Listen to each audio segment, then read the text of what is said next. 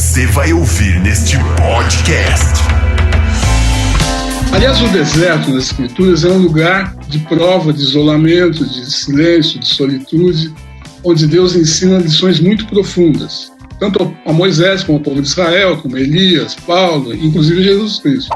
Mesmo essa turma internacionalista, não pode impedir imigração, abre fronteira, deixa todo mundo entrar. Esse era o discurso da esquerda, direitos humanos. Agora está todo mundo seguinte, fecha tudo. Fronteira fechando, todo mundo fechando fronteira. Quem não fechou logo levou ferro, foi criticado por isso.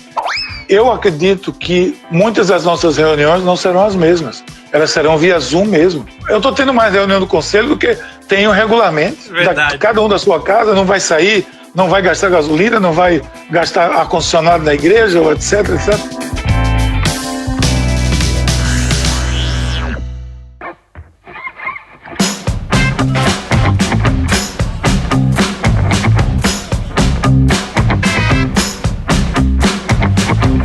Estamos de volta! Estamos de volta! Sua voz tá ficando até mais fraquinha já, hein?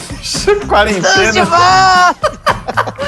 É, seu Renato, a gente vai tendo filho, eles dormem, aí a gente tem que fazer vozinha.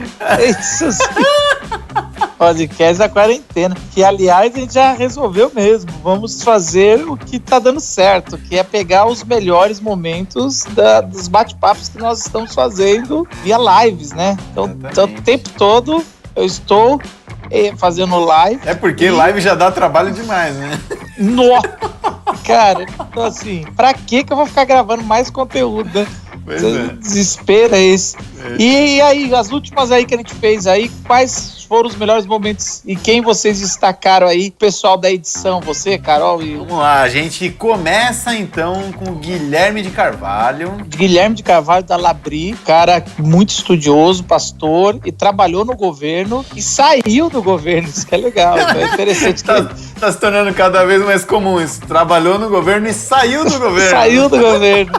Só que ele ainda não é tão grande igual o Moro pra o pessoal gritar traidor. Apesar que estão gritando, não se preocupa não. Sempre tem alguém pra gritar. Tem os progressistas que gritam que ele traiu antes e os conservadores que traiu depois. Então, mas o Guilherme é muito bom sempre ouvi-lo e ele traz uma palavra ponderada aí para as pessoas que gostam de colocar a política acima do evangelho. Depois a gente prossegue com o Bispo Uchoa. Bispo, né? É a maior autoridade da igreja anglicana.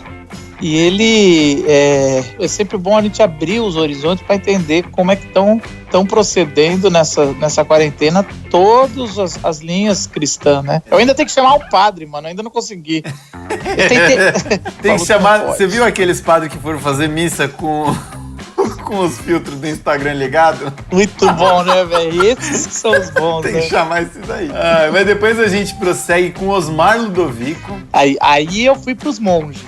Aliás, ele fez uma analogia fantástica. Fantástica. Eu falei pra vocês pegarem, porque ele já sempre trabalhou, sempre que eu fiquei com ele, né?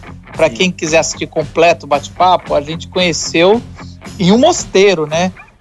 O Osmar Ludovico, ele costuma levar pastores e líderes para retiros de silêncio, é um negócio bem louco, e ele sempre teve com esse resgate aos pais do deserto, sabe, assim, ó,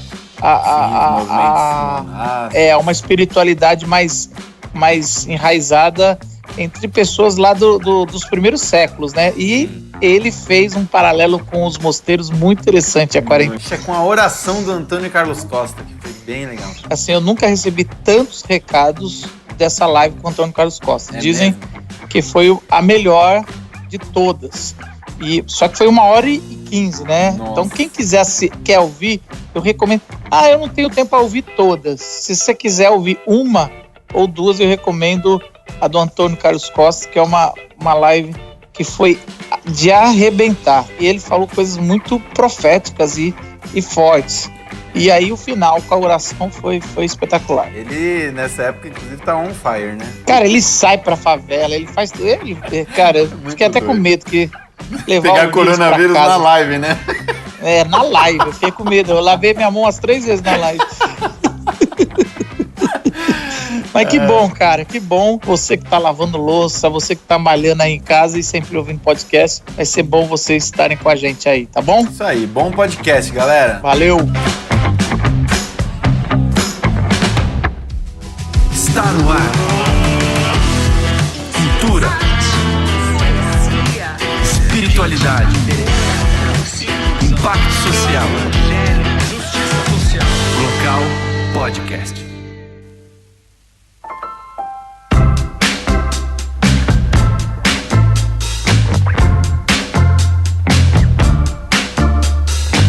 Pelo seu lado de pesquisar ciência, ciência e profecia, né? Onde você vê o que está acontecendo e aonde a gente vai chegar.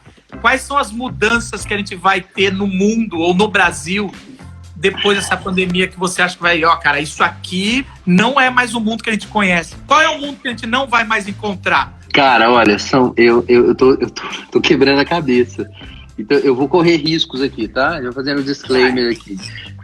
Eu não tô profetizando, não. Eu tenho palpites, eu posso errar vários. Mas uma coisa que eu acho que vai acontecer, em termos assim, macro, eu acho que a tese neossoberanista vai ganhar mais força. É verdade que o Trump, que o Boris, aqui o Bolsonaro e outros líderes que têm uma inclinação mais nacionalista, eles erraram no trato com a informação, na questão científica, sim. Tanto que o Trump, assim, claramente mudou de discurso, o Boris mudou de discurso, só que o Bolsonaro não mudou, mas tem razões locais também.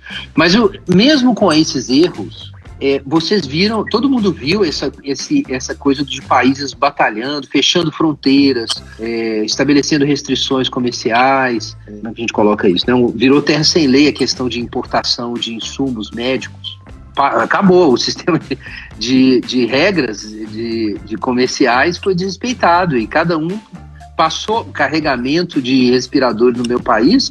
O povo tá metendo a mão. Então, tá tendo saqueamento de nações, não é mais de carreira. É nação, vai lá, passou, fica. Passou, fica. Então é uma loucura, mas o que isso mostra? Veja que isso é muito irônico. Mesmo essa turma internacionalista, não pode impedir imigração, abre fronteira, deixa todo mundo entrar. Esse era o discurso da esquerda, direitos humanos. Agora tá todo mundo seguinte, fecha tudo. Fronteira fechando, todo mundo fechando fronteira. Quem não fechou logo levou ferro, foi criticado por isso. E é muito irônico, mas isso mostra que existe plausibilidade para o discurso soberanista. Ele não tem que virar um nacionalismo xenofóbico. Ele pode virar, mas não tem que virar. Então eu acho que isso já vai ter um impacto político aí, porque quem tiver um discurso muito internacionalista e antinacionalista não vai colar, porque os países agora estão preocupados consigo. Então, isso é até um recado para quem quiser defender uma visão mais à esquerda e mais internacionalista, fala assim, ok, mas se você não deixar claro como que equaciona isso com interesses nacionais, não decola seu discurso, não vai decolar. Porque todo mundo ficou ciente agora que eu tenho país e que se eu não cuidar do meu país, eu vou me ferrar. Todo mundo está consciente disso. Então, eu acho que pode ser uma mudança importante. Não é só... Engraçado que não é só país. É país, a primeira instância, depois é Estado. A gente já começa a ver os estados, lá nos Estados Unidos, que tem mais liberdade na lei, os estados estão degladiando um com o outro. Aqui, exatamente. Ainda é estado contra a federação. E aí, depois ainda tem a família, o núcleo familiar, que assim, no último caso, eu salvo os meus e os seus, isso. Infelizmente. É aí que tem que entrar a igreja, né, também. Né? Agora, isso está acontecendo nesse nível, lá em cima, mas está acontecendo no nível mais básico. Você deu bons exemplos aí. Uma coisa que incomodou a gente, eu sou lá do IBDR, que é o Instituto Brasileiro de Direito e Religião, e uma discussão muito forte que surgiu lá, e eu até escrevi sobre isso também, é das liberdades fundamentais. Em que condições elas podem ser suspensas? Então, isso ficou claro agora com municípios se adiantando, estados, Ministério Público entrando aqui e ali, decisões judiciais limitando ou liberando essas liberdades fundamentais. A gente produziu até um documento sobre a questão de em que condições essas liberdades podem ou não ser suprimidas. Né? E quais são essas condições de como o Estado e as igrejas devem se relacionar. Por enquanto está parado lá, ainda não foi usado o documento. Mas o que isso levantou, que eu acho que pode ser bom? é a questão das liberdades, porque a gente teve uma ênfase muito grande nos direitos sociais nos últimos anos. Muito grande. Direitos humanos é o quê? Direitos sociais. Mas agora todo mundo se tocou da questão do ir e vir, por exemplo, que é um direito fundamental. Então, você não pode simplesmente tratar isso como uma coisa trivial que não precisa ser defendida. Liberdade de culto, liberdade de expressão, liberdade de ir e vir, liberdade de a privacidade, né?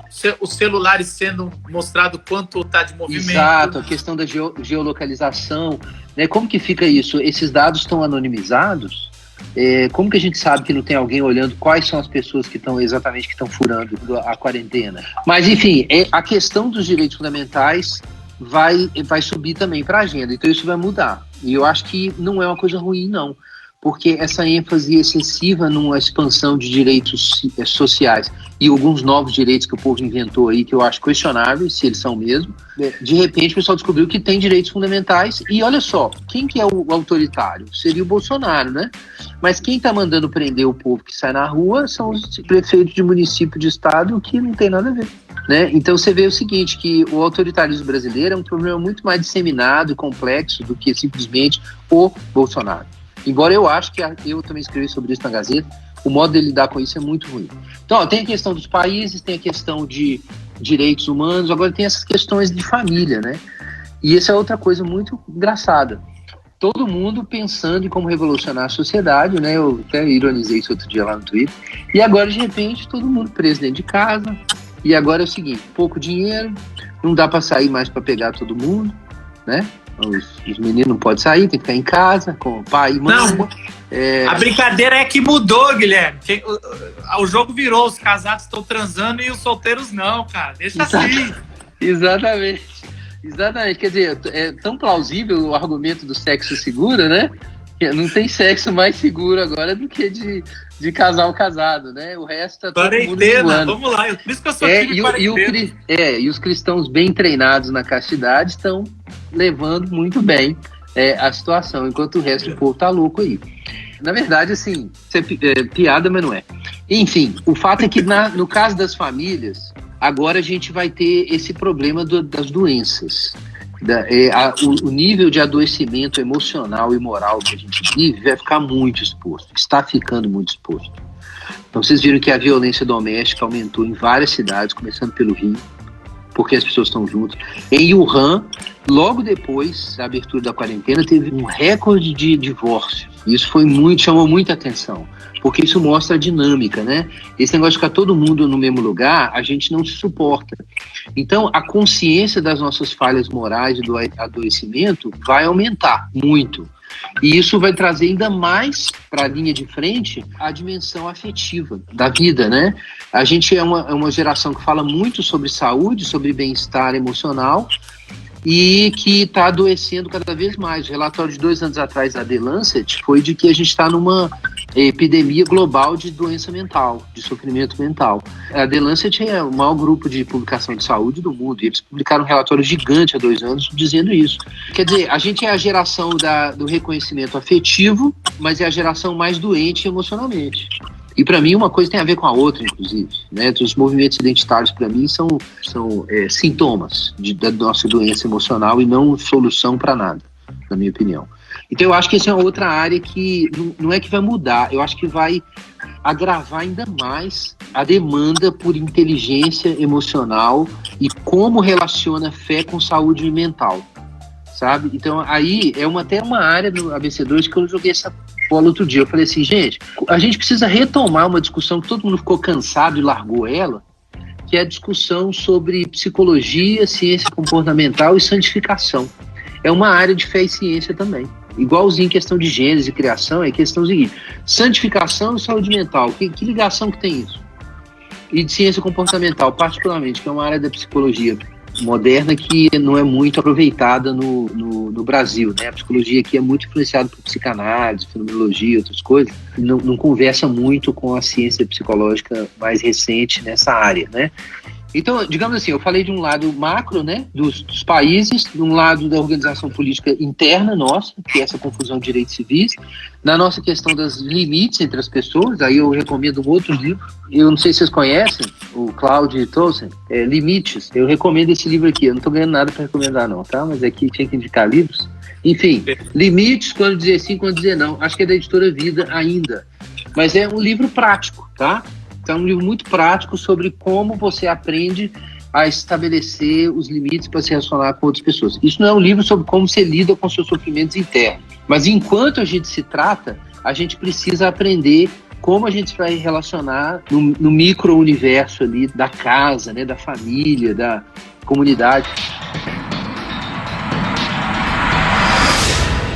Geralmente a igreja, e aí vê se a igreja anglicana se identifica com a presbiteriana e com as outras que eu tenho conversado. A igreja demora uns 10, 15 anos para dar uns passos que a sociedade está dando, né? Algumas não é para dar, porque é pecaminosa, mas a tecnologia a gente dá e a gente sempre é muito crítico, temos que ser, né? Então a gente sempre fala sobre a essência da nossa fé, comunhão. Então a gente está discutindo agora se pode ter comunhão online ou não, qual que é a diferença e tudo mais. Então as pessoas estão dizendo que a gente deu um salto para 2030. Então é exatamente isso. Pastores que nem estavam nem aí com a transmissão, as transmissões eram mal feitas. Então assim, você vê que esse vai ser um lado bom ou não, ou temos que tomar um cuidado, quais cuidados que não temos, por esse pulo que a gente está sendo forçados a dar na internet, os pastores locais e tudo mais. Eu acho que a igreja precisou se reinventar, como você está dizendo aí. Nós estamos nos reinventando em alguns setores. Eu vejo hoje a importância de estarmos atentos à janela do mundo, né? A observar o que está acontecendo em torno de nós. Você falou muito bem, às vezes o setor da igreja tem uma dificuldade muito grande de observar o que está acontecendo ali e trazer. Alguns anos atrás, apesar da gente fazer transmissão, tudo, nós já estávamos um passo atrás do mundo virtual, vamos dizer assim.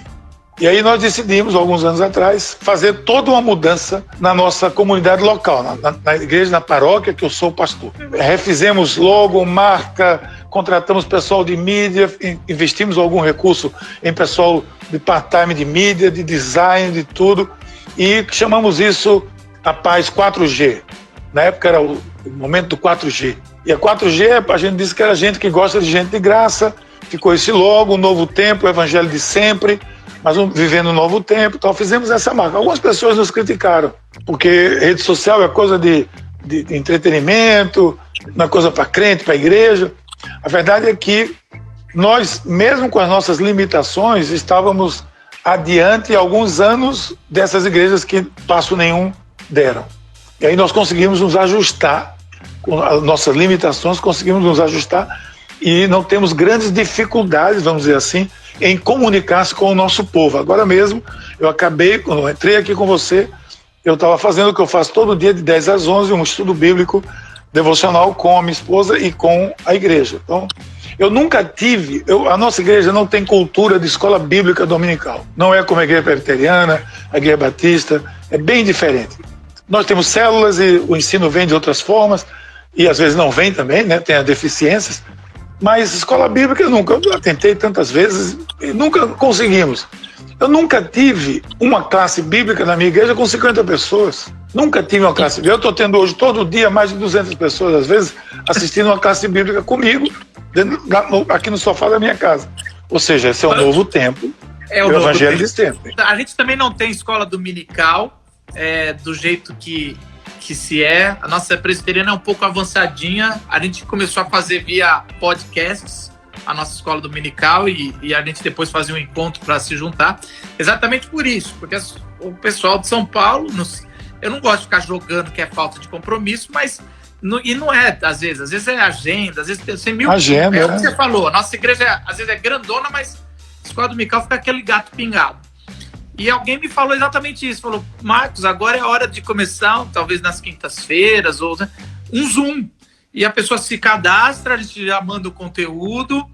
Eu estou fazendo o Sermão do Monte aqui, em 3 dias, diante de uma plataforma de EAD, São 22 estudos já planejados, tudo que eu pus. Em 2 dias eu tive 311 cadastrados. E nem fiz na minha igreja, assim, nem fiz uma propaganda para minha igreja. Fiz assim, gente, quem quer estudar?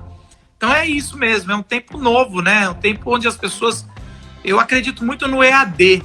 Agora mais do que nunca. A igreja é uma ótima fonte para EAD, porque você pode ter o EAD, mas num tempo normal, domingo, você vai lá ver o pastor, você tira uma dúvida, você vai ver o líder.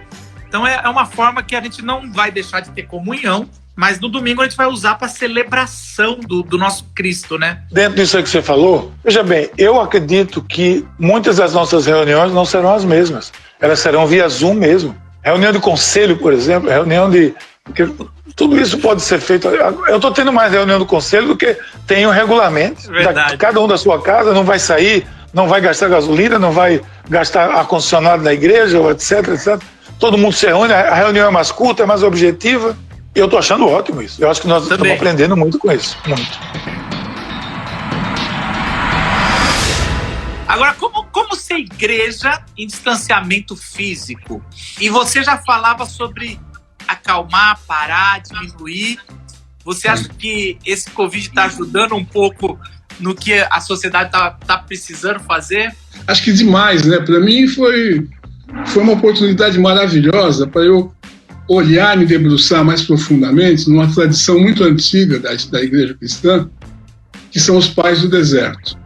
Aliás, o deserto nas Escrituras é um lugar de prova, de isolamento, de silêncio, de solitude, onde Deus ensina lições muito profundas, tanto a Moisés, como ao povo de Israel, como Elias, Paulo, inclusive Jesus Cristo. Então algumas coisas que eu já sabia, eu comecei a resgatar e colocar em prática aqui na minha quarentena. O monastério ele tem uma geografia interna. Essa geografia é que tem a cela do monge, tem a capela, onde tem os ofícios divinos, tem a biblioteca, onde eles estudam, copiam a Bíblia, tem o ateliê de trabalho, que pode ser tanto um ateliê de trabalho físico, na cozinha, na horta e tal, mas também artístico, porque eles pintam, eles fazem iluminuras, etc. Aí tem o refeitório, tem o capítulo é um lugar onde eles se reúnem para discutir questões administrativas e protocolos do mosteiro. E tem um jardim, que tem uma fonte no meio e que eles ficam andando ao redor ali, o exercício físico dos monges. Então achei muito interessante, porque esses caras são especialistas em isolamento, né? E eles têm uma história de 1.700 anos e estão aí até hoje, gerando alguns santos extraordinários, como Francisco de Assis, por exemplo, que é um monge, né? Bom, daí eu falei assim, eu vou pegar um pouco dessa história, juntamente com a liturgia das horas, porque eles têm um horário que é muito demarcado, assim, horário para acordar, horário para trabalhar, horário para o ofício divino, horário para almoçar, horário para ir para o trabalho, horário para encontrar, horário para ficar sozinho, horário para andar, etc. Então eu falei assim, vou fazer isso. E então eu imaginei assim, esse primeiro momento, a cela, que é o lugar da solitude, do silêncio, ali onde eu vou lidar com a minha alma e ali onde eu vou desenvolver uma intimidade com Deus. E ali, então, a gente cumpre aquilo que Jesus disse quando ele recomenda que quando a gente orar, entrar no quarto, fechar a porta, orar em secreto, que o Pai vem em secreto. Então, é entrar mais profundamente numa dimensão da intimidade com Deus, esse Deus que estava no templo em Jerusalém, onde só os sumos sacerdotes entravam uma vez por ano, mas que agora está no coração do homem, e ele tem um novo e vivo caminho no sangue de Cristo para adentrar a sala do trono. Então, o Santo dos Santos está no nosso coração. Como é que a gente entra aí, né? O que a gente fala aí? Então, essa é a experiência do secreto. Aliás, para mim, a experiência do secreto é que, ao entrar no Santo dos Santos, tem uma analogia não só com o trono de Deus, mas tem uma analogia para mim também com a câmara do noivo, descrito lá em Cantares. É um colóquio amoroso, é encontrar o amado. Bom, isso é a cela, mas na cela também a gente tem que se defrontar com os nossos fantasmas, com os nossos medos, com as nossas questões, e lidar com isso, né? Aliás, os pais do deserto, eles vão para o deserto porque eles não querem ficar em Constantinopla, onde o imperador tinha decretado que o cristianismo seria a religião oficial. E a igreja saiu da catacumba, da perseguição, e foi para os palácios, foi para os templos. Então eles quiseram fugir disso, mas aí eles encontraram todas essas tentações dentro dos seus próprios corações, né, de fugir. Aí então a fornalha é onde a gente tem que lidar com essas... Bom, mas aí a capela, para mim, virou a sala onde eu vou ouvir música clássica, música da mais alta qualidade. Eu gosto muito do barroco, Mozart, Bach, Vivaldi, Telemann, Corelli, Albinoni, etc. E aí, com o Spotify, fico ali ouvindo, e aquilo, meu coração vai sendo arrebatado, né, pela beleza dessas músicas, muitas delas que são músicas sacras, né, são missas, etc. É que me faz muito bem a minha capela, o meu ofício. E aí eu tenho trabalho para fazer. Então, eu cozinho todo dia. Descascar, picar, olhar, e de repente, numa cebola. Então, daí tem a biblioteca. Estou lendo Thomas Halleck, estou lendo Laurentino Gomes, A Escravidão, para entender melhor o Brasil, já tenho a trilogia. E eu leio muito a Filocália, como devocional também, que são aí a história dos pais da igreja, né, com Antão, Macário. Daí tem o refeitório, né, que é a mesa. Daí a gente arruma a mesa bonitinho, assim, tudo, põe vela, e a gente senta e almoça. Então, uma coisa assim, uma ritualização, uma sacralização do meu tempo, das minhas horas, que aprendendo com os monges, né? Que cada momento é um momento litúrgico, cada momento é um momento de oferta a Deus, de gratidão, etc. E aí o jardim, infelizmente, fecharam aqui o calçadão da praia, que é aqui perto de casa.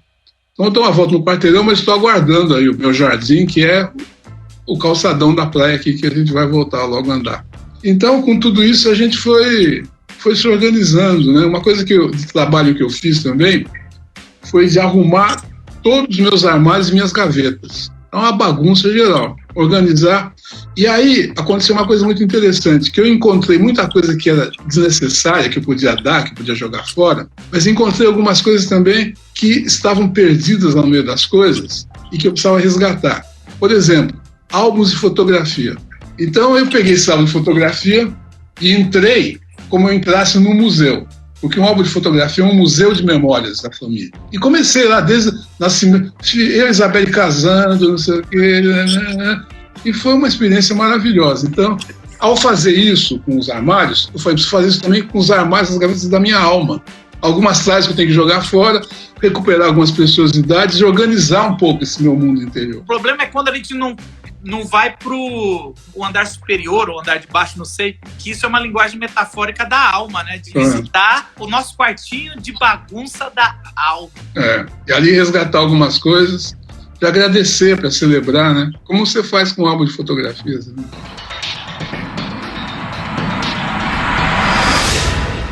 Pai Santo, Deus de Abraão, de Isaac e de Jacó, Deus de Paulo, Pedro e João, Deus que se revelou em Jesus Cristo, Pai de amor e de misericórdia, nós invocamos o Teu nome nessa noite.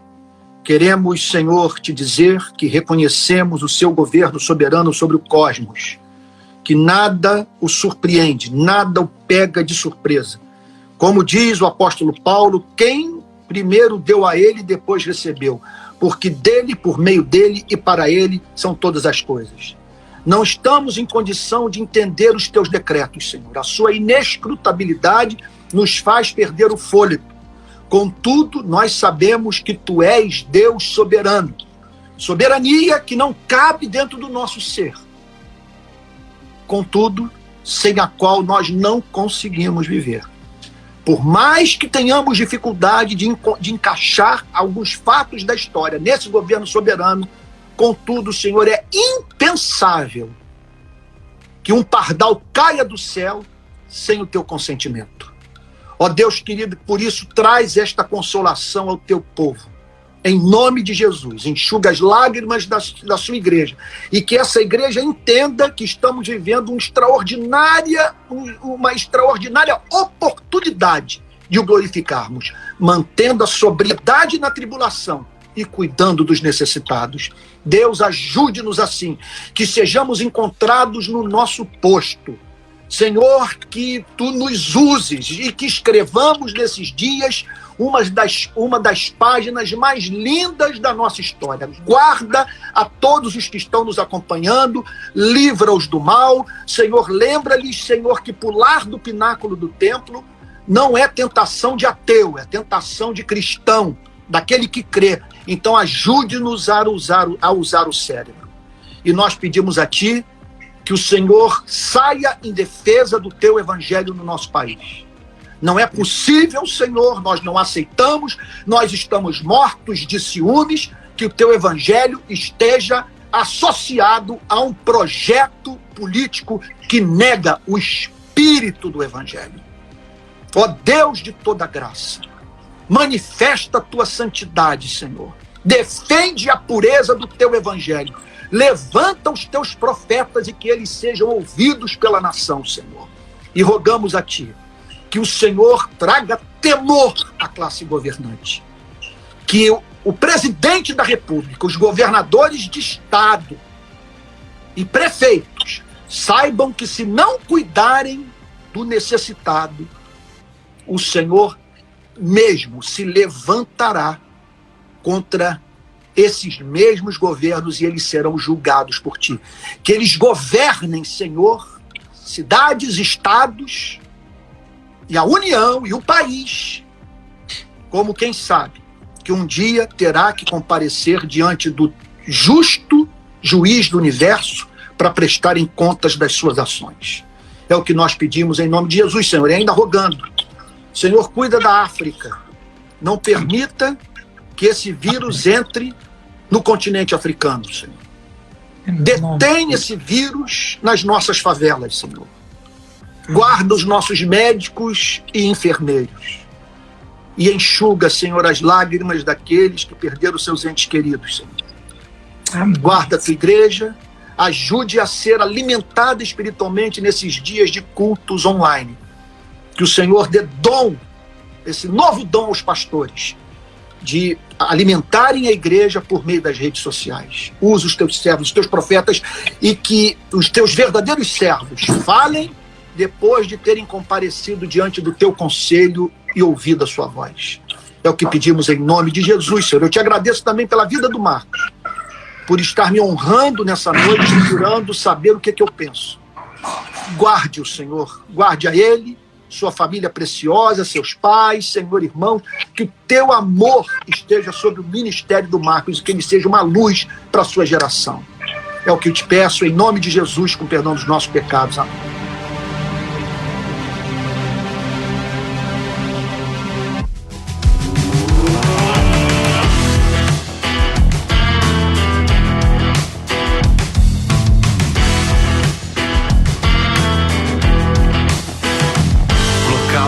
Podcast.